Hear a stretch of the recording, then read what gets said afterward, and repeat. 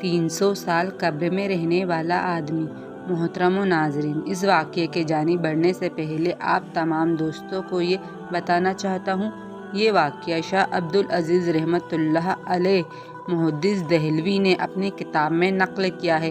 وہ فرماتے ہیں، شاہ عبدالعزیز کے پاس ایک آدمی آیا، بڑا عجیب سا دکھتا تھا، ایسے کپڑے پہنائے تھے جیسے پرانے زمانے کا کوئی مالدار شخص ہو۔ کہنے لگا، حضرت مجھے ایک مسئلہ ہے۔ شاہ عبدالعزیز رحمۃ اللہ علیہ نے پوچھا، کیا مسئلہ ہے؟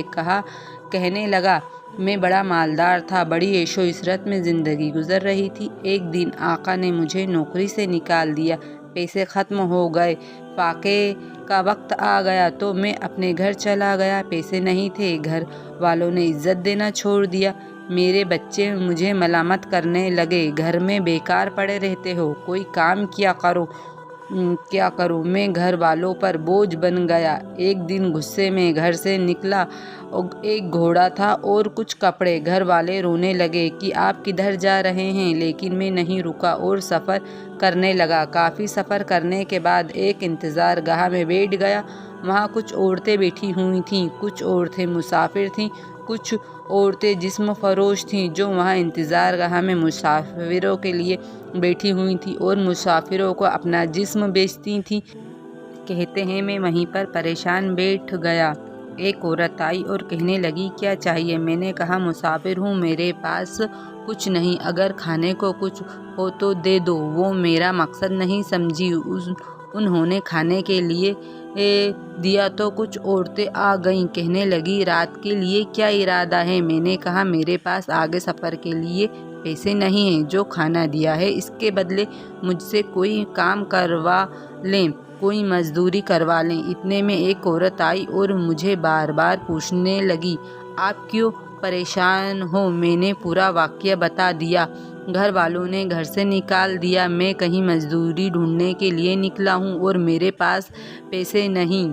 اس نے میرا ہاتھ پکڑا اور گھر کی طرف لے جانے لگی۔ میں نے کہا، آپ کے ساتھ نہیں جا سکتا، میں غریب بندہ ہوں۔ وہ مجھے زبردستی کھینچ کر کے اندر لے گئی اور کہنے لگی، گھبراؤ نہیں، مجھے آپ کے حال پر ترس آ گیا ہے، میں جسم مجبوری میں بیچتی ہوں۔ وہ مجھے کمرے میں لے گئی اور ایک تھیلی نکالی، اس میں 10 دینار تھے، اس نے 10 دینار مجھے دے دیے، کہنے لگی، یہ پیسے میں نے جسم بیچ کر نہیں کمائے، میں نے مزدوری کر کے پیسے کمائے ہیں، یہ پیسے میں نے اپنے کفن دفن کے لیے رکھے تھے کہ ساری عمر جسم فروشی کر کے پیسے کمائے، لیکن اپنا کفن دفن حرام کے پیسے سے نہیں لوں گی، اس لیے میں نے مزدوری کر کے پیسے کمائے ہیں، یہ پیسے آپ لے لو، اگر آپ کے پاس ہوئے تو دے دینا اور نہ ہوئے تو ساری زندگی گناہ میں گزاری ہے، اگر حرام کے پیسے سے دفن ہو گئی کوئی بات نہیں۔ 10 دینار لے کر میں وہاں سے چل دیا۔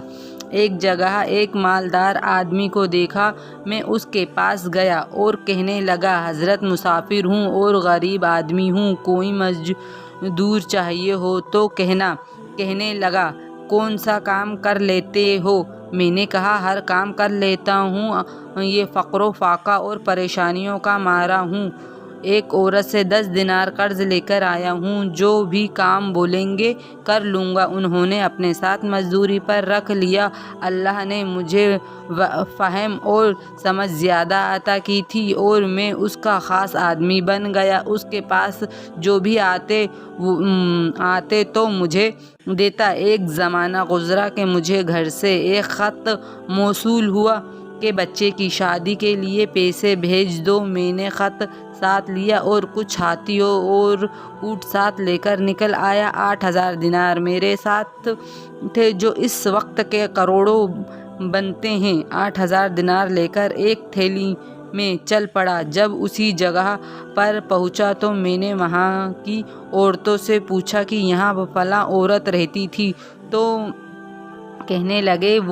ہاں وہ بیمار ہے اور مرغ بستر پر پڑی ہوئی ہے، فقر و فاقے میں ہے، کھانے کے لیے کچھ بھی نہیں، اس کے پاس ہم سے جو بچتا تو اسے کھانے کے لیے دے دیتے۔ میں نے کہا، مجھے اس کے پاس لے چلو۔ جب اس کے پاس پہنچا تو وہ بہت برے حال میں تھی۔ میں نے کہا، اب پریشان ہونے کی ضرورت نہیں، میں آ گیا ہوں، آپ کو جو بھی چیز چاہیے ہو تو وہ کہنے لگی۔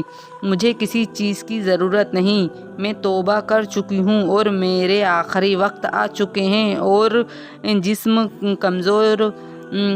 کمزور ہو چکا ہے، مرغ بستر پر ہوں، مجھ پر بس اتنا احسان کر دینا، میرے مرنے تک میرے پاس رہو اور اسی 10 دینار سے جو میں نے آپ کو دیے تھے میرا کفن دفن کا انتظام کر کے چلے جانا۔ میں نے کہا ٹھیک ہے، میں وہیں اس کے پاس رہنے لگا۔ کچھ ہفتے گزرے تھے کہ اس کا انتقال ہو گیا۔ میں نے اس 10 دینار کے مقابلے میں کئی گنا زیادہ پیسے اس کے کفن دفن پر لگا دیے، پیسوں کی تھیلی میں اپنے پاس رکھتا، اسے دفن کر کے آ کے سو گیا۔ رات کو ایک خوفناک خواب آیا اور گھبرا کر میں اٹھ بیٹھا تو پیسے کی تھیلی میرے پاس نہیں تھی۔ میں نے بہت ڈھونڈا لیکن کہیں نہیں ملی، سوچنے لگا کہاں گئی؟ اچانک یاد آیا وہ تو قبر کے اندر رہ گئی ہے۔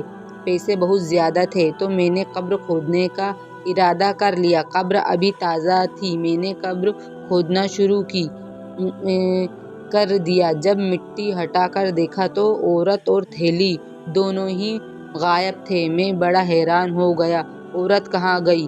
میں نے اور کھودنا چالو کیا کہ مٹی زیادہ ڈال دی اور وہ نیچے ہو کافی۔ مٹی ہٹانے کے بعد میں نے ایک منظر دیکھا، سامنے ایک دروازہ تھا۔ میں نے اندر جا کر دیکھا تو سامنے عالیشان محل دکھائی دیا، سامنے تخت پر ایک خوبصورت شہزادی بیٹھی تھی۔ میں گھبرا گیا کہ شاید میں دوسری دنیا میں آ گیا ہوں، اگر بادشاہ نے دیکھ لیا تو میرا سر قلم کر دے گا۔ میں بھاگنے ہی لگا تھا کہ نوکروں نے مجھے پکڑ لیا اور شہزادی کے سامنے لے گئے۔ وہ کہنے لگی آپ نے مجھے پہچانا نہیں؟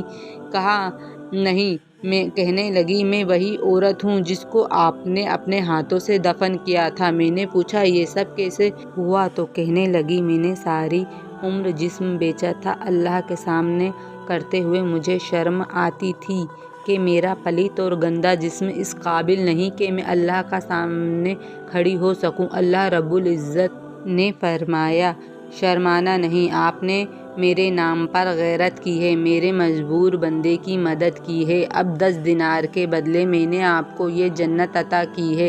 کہتے ہیں میں نے قبر میں 3 سات گزارے ہیں، یعنی 3 گھنٹے۔ تو اس عورت نے کہا جلدی یہاں سے نکلو، اگر تھوڑی دیر اور یہاں پر رکے تو دنیا کا نظام بدل گیا ہوگا۔ قبر سے نکلا تو دنیا بدل چکی تھی، لوگوں کے کپڑے بدل چکے تھے، جو انتظار گاہ تھی وہاں عالیشان عمارت کھڑی تھی، سب کچھ بدلا ہوا تھا۔ تھیلا میرے ہاتھ میں تھا، میں حیران پریشان کھڑا تھا کہ یہ کیا ہو گیا۔